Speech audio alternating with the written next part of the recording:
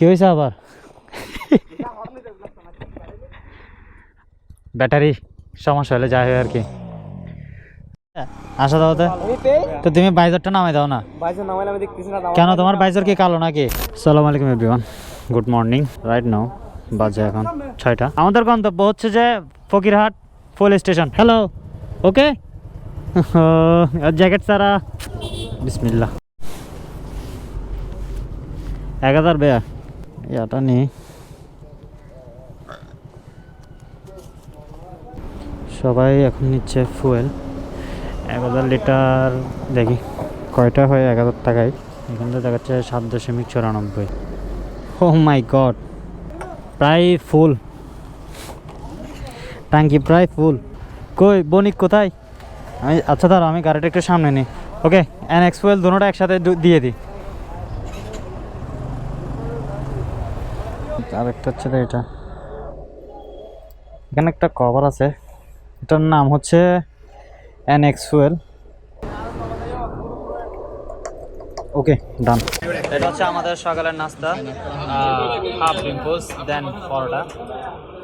ভাই একটু টেস্ট করে দেখো তো মজা হয়েছে নাকি, একটু করে খেয়ে দেখো। মজা হয়েছে? হ্যাঁ, ওকে। তো আমরাও খাওয়াটা স্টার্ট করি। ওয়েল, সো আমরা এখন নাস্তা করলাম নতুন ব্রিজের আগে। তো নতুন ব্রিজ হচ্ছে সামনে। তো সবাই ব্যাগ ট্যাগ রেডি করলো, আমিও রেডি। গাড়ির চাবি কই? তো গাড়ির চাবি তো পকেটে ঢোকে রাখলাম। রেডি, সব কিছু ঠিকঠাক। তো নতুন ব্রিজ উঠে গেলাম আমরা এখন। নতুন ব্রিজ ক্রস করতেছে, দেরি হয়ে গেছে অনেক, 7:30 বাজতেছে এখন, 7:24। তো নতুন ব্রিজটা ক্রস করি। নতুন ব্রিজটা ক্রস করলেই আমাদের সেকেন্ড ডেস্টিনেশন হচ্ছে, থামবো আমরা চকরিয়া গিয়ে একটা ব্রেক দিব। দেন ওইখান থেকে এই আলীকদমে সাইডে ঢুকবো আমরা। সো আমরা কেরানীহাট ফেলে আরও অনেকটা সামনে চলে আসছি এখন। আর মূল কথা হচ্ছে আমাদের যে পার্টনারগুলো আছে ট্যুরিংয়ের, মানে আমাদের যে রাইডারগুলো, সবাই একসাথে কভার করতে পারতেছে না, কারণ গাড়ির পিছনে পড়ে যায়। তো গাড়ির পিছনে পড়ে যাওয়ার কারণে অনেকে পিছনে পড়ে থাকে। কিন্তু এই সকাল সকাল রোডটা মোটামুটি অনেকটা ফাঁকা, মানে ফাঁকা বলতে যেমন রাশ থাকে কক্সবাজারের হাইওয়েতে তেমনটা নাই, গাড়ি আছে বাট কম। তো এখন হচ্ছে আমরা এখন চকরিয়া যাব, চকরিয়া গিয়ে একটা ব্রেক দিব, দেন ওইখান থেকে আলীকদমের উদ্দেশ্যে রওনা দিব। আসা দাও তো তুমি বাইজারটা নামাই দাও না। কেন তোমার বাইজার কি কালো নাকি? তুমি ওইটা বানাও নাই, ক্যাপ্টেন পলিশটা দাও নাই? ক্যাপ্টেন পলিশটা ওয়াশ করে না, বাইজারও দাও নাই? এভাবে টানলে পিছনে পড়ে থাকবো, অনেক পিছনে পড়ে থাকবো।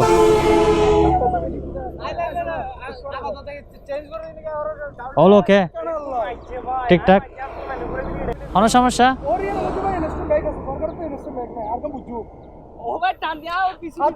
ইঞ্জিল ব্রেকারও দিলা হ।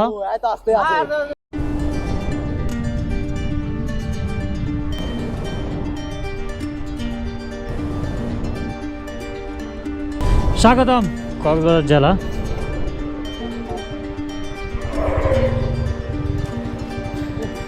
শেষমেশ আমার অনেক ইচ্ছা ছিল এই জায়গায় একটা ছবি তুলবো গাড়ি নিয়ে।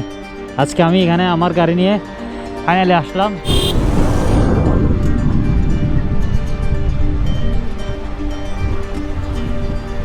কি অবস্থা?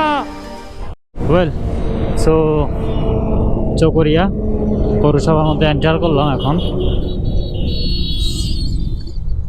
সো এখানে কোনো এক পাশে সাইড করে দাঁড়াতে হবে। সো এখন হচ্ছে চকরিয়াতে একটা ব্রেক দিলাম সবাই। তো এখান থেকে আরও 43 কিলোমিটার আছে আলীকদম। সবাই টায়ার্ড, এই রোদ তো গরমের মধ্যে। ওকে, সো আমরা বের হই। কি গরম এখানে, গরমের মাত্রা অতিরিক্ত। ভাগ্য ভালো যে সাজেক প্ল্যানটা স্কিপ করে আলীকদমের উদ্দেশ্যে যাচ্ছি, পাহাড়ে ঢুকতেছি, নাহলে সাজেক গিয়ে পুরোপুরি লস এই গরমের মধ্যে। না দেখা মিলতে মেঘের জাভেলি, লামা, আলীকদম সবগুলো এখন এই রোডে, 3টা মিনি জাভেলি, লামা এবং আলীকদম। সো এখন যাচ্ছি আলীকদম সাইড। আশা করি মুখেরই যেতে পারবো, যদি যেতে পারি তাহলে ইটস বেটার ফর আস, পোয়ামুখুরি এবং কুরুকপাতা, এই দুটো জায়গা। তো এখন আপাতত আলীকদম জেলা পরিষদ গেস্ট হাউসে পর্যন্ত যাব, ওখানে গিয়ে দেখি, বা ওইখানে না হলে অন্য কোথাও একটা গিয়ে রুম নিতে হবে। রুম নিয়ে একটু ফ্রেশ হতে হবে, কারণ অনেক ক্লান্ত। কারণ গতকাল রাত থেকে আমি টোটালি ঘুমাই নাই, ইভেন 30 মিনিটের জন্য পর্যন্ত কোনো ঘুম আসেই নেই। তো যাই হোক, যাওয়া যাক। সো রাবার বাগান থেকে আমরা এখন চলে যাচ্ছি, সবাই চলে গেছে অলমোস্ট, শুধু আমি আর বণিক বাকি আছি। এখন বাজে কত সময়? 10:49। তো দেখি কি হয়েছে আবার। ব্যাটারি সমস্যা হলে যাই হয় আর কি। সো যাই, ওটা একটু আগে আমার গাড়ির একটা দুর্ঘটনা ঘটতো একটু আগে, আল্লাহ বাঁচাইছে। সমস্যা হচ্ছে যে টার্নিং পয়েন্টে এই যে ছোট ছোট নুড়ি পাথর, এসব নুড়ি পাথরের কারণে গাড়িটা স্কিড করছিল একটু। তো ভাগ্যিস ওখানে যে ব্রিজটা আছে, মানে রেলিংয়ের সাথে বাইকের নিচের সারিঘাটটা একটু ঘষা লাগছিল, লেগে দেন আল্লাহর রহমতে কন্ট্রোল করছি, কিছু হয় না আমারই। তো আল্লাহ বাঁচাইছে। যাই হোক, পিছন থেকে যারা দেখছে তারা অনেক ভয় পেয়ে গেছিলো যে আমি হয়তো বা পড়ে যাবো বা অ্যাক্সিডেন্ট করবে এ ধরনের কিছু, বাট আল্লাহ ভরসা কিছুই হয় নাই। সহি সালামত কোনো মতো যেতে পারলে হয়েছে, তো এটাই। সো আলীকদম গিয়ে টাকা হচ্ছে। আর জানি না, এখানে কয়েকটা চেকপোস্ট আমাদেরকে অতিক্রম করতে হয়।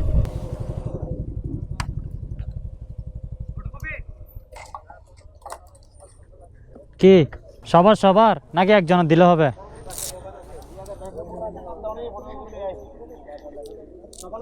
স্যার সবার লাগবে। দোকান কোথায়? সো এ ভোটার আইডি কার্ড আমি তো জানি ওগুলা এসব লাগে। আমি কালকে রাতে বলছিলাম সবাই আইডি কার্ডটা নিয়ে বের হইও। কালকে রাতে না, মনে হয় সকালে বলছিলাম। ধরো আচ্ছা আচ্ছা, যাও যাও, ওগুলো করে নিয়ে আসো। ওকে, সো রাইট নাও এখন আছে লামা চেকপোস্টে। এতক্ষণ যাবৎ সময় গেছিলো। এনআইডি কার্ড, সবার এনআইডি কার্ড নিছে, যাদের ছিল না তাদেরকে স্যাক্রিফাইস করছে। আর এখানে বান্দরবানের লামাতে চেকপোস্টে এনআইডি কার্ডের মধ্যে পার্সোনাল নাম্বার, তারপর বাসার একটা নাম্বার এবং গাড়ির নাম্বারটা ওই এনআইডি কার্ডের মধ্যে, এনআইডি কার্ডের ফটোকপিতে মেনশন করতে হয়। নিজ নিজ গাড়ির পিলিয়নকে মেনশন করতে হয় না, যার বাইক সে দিলে হয়। তো দেন দিয়ে এখন রওনা দিলাম আর কি। প্রায় এখানে আধা ঘন্টার মতো সময় লাগছিল। আর আসার সময় সবাই এনআইডি কার্ডটা নিয়ে আসবেন, must be, NID card must be লাগবে।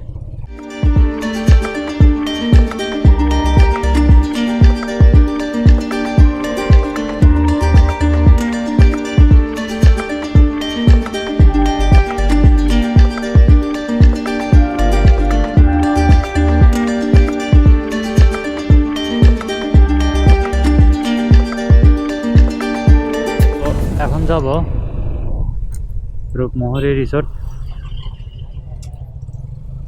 দিক থেকে। এই রিসোর্টটাকে আমাদের মোহরে যাওয়ার কথা, বাট ওখানে যেতে দিবে নাকি আল্লাহ জানে। এখানে তো বিজিবি চেকপোস্ট আছে একটা। ওয়েল, সো সো এটা হচ্ছে রূপমোহরি রিসোর্ট। এই রিসোর্টটা আমরা বুকিং করছি এইমাত্র এসে। আর এখানে হচ্ছে পার্কিং এরিয়া। রিসোর্টের মধ্যে ঢুকি। আসলে রিসোর্টটা অনেক সুন্দর, আগে বুকিং করে গেছিলাম তো। ও এখন হচ্ছে সময় বিকাল 4:30। তো একটু রুম থেকে রেস্ট করে আধা ঘন্টা বের হলাম। এই যে রিসোর্ট, আর এটা হচ্ছে আমাদের বাইকগুলা, গাড়ি। সো এই রিসোর্টটা মোটামুটি অনেক ভালো। হ্যাঁ, না না, এই রিসোর্টটা মোটামুটি থাকার জন্য বেস্ট। একটা লাক্সারি ফিল হয় এই রিসোর্টের মধ্যে। যে এখানে একটা সুন্দর একটা গার্ডেন এরিয়া আছে বসার জন্য। আশা তারপর আছে আর কি, এটা কি মসজিদ? আচ্ছা, রেস্টুরেন্ট, হ্যাঁ। আর মোহরি রিসর্ট প্লাস পাশে হচ্ছে রেস্টুরেন্ট, রেস্টুরেন্টের ভিতরে এসিও আছে, বাট এখানে খাবারের মানগুলো অনেক কস্ট বেশি। সো আমি রিকমেন্ডেড করব এখান থেকে না খাওয়ার জন্য। আর যদি টাকা নিয়ে যদি প্যারা না থাকে তাহলে অবশ্যই এখানে ট্রাই করে দেখতে পারেন, বাট তুলনামূলক বেশি, কস্টিংটা বেশি। আর রিসোর্টের প্রাইসগুলো রিজনেবল। আমরা 2টা রুম নিছি, 2টা রুমের মধ্যে আমাদের 5,000 টাকা দিয়ে হয়ে গেছে 2টা রুম। 6জন করে থাকতে পারবো এক রুমে। সো আমাদের রুম হচ্ছে 4 তলা। আর ওগুলো সবাই যাচ্ছে এখন পোয়ামুহুরি ওদিকে যাব, ভিউ পয়েন্টের ওদিকে যাব, ওদিকে গিয়ে ঘুরে আসবো। সো বিকাল টাইমে বের হয়ে পড়লাম। তো এখানে একটা কথা হচ্ছে, এখানে বিজিবিরা এখানে একটা চেকপোস্ট আছে সামনে, আমরা ঢোকার সময় একটা চেকপোস্ট আছে। ওই চেকপোস্টের মধ্যে ট্যুরিস্টদেরকে আসতে দেয় না, যারা লোকাল আছে তারা ছাড়া, কারণ এখানে যাওয়া নিষেধ। আর এখানে শুধু আসার জন্য একটা ওয়ে আছে, সেটা হচ্ছে রিসোর্ট। এই রিসোর্টের মধ্যে যদি থাকতে পারেন তাহলে এখানে ভিতরে এন্টার করতে পারবেন, আর এর বাইরে আপনারা ভিতরে এন্টার করতে পারবেন না, কারণ ওই বাইকগুলো এখানে বিজিবি ক্যাম্পের ওখানে রেখে লোকাল গাড়ি করে আপনাকে এখানে এসে ঘুরে যেতে হবে। সো রিকমেন্ডেড করবো যে যদি এখানে ঘুরতে চান তাহলে রিসোর্টটার মধ্যে আসবেন, বুকিং দিবেন, এখানে থাকবেন। আর লাস্টে পোয়ামুহুরি বিজিবি ক্যাম্প যেটা আছে, এটা যদি একবার ধরতে পারে তাহলে ওখান থেকে ছাড়বেন। এখানে রিসোর্টে ছিলাম, যে রিসোর্টে ওরা বললো যে সর্বোচ্চ ভিউ পয়েন্ট পর্যন্ত যাওয়া যাবে, ভিউ পয়েন্টের বাহিরে যাওয়া যাবে না। ভিউ পয়েন্টের বাহিরে আরেকটা সেনাবাহিনীর চেকপোস্ট আছে, ওইখানে যদি ওরা দেখে বা ধরে তাহলে এখান থেকে সহজে ছাড়বে না। তো এত রিস্ক না নেওয়াই বেটার।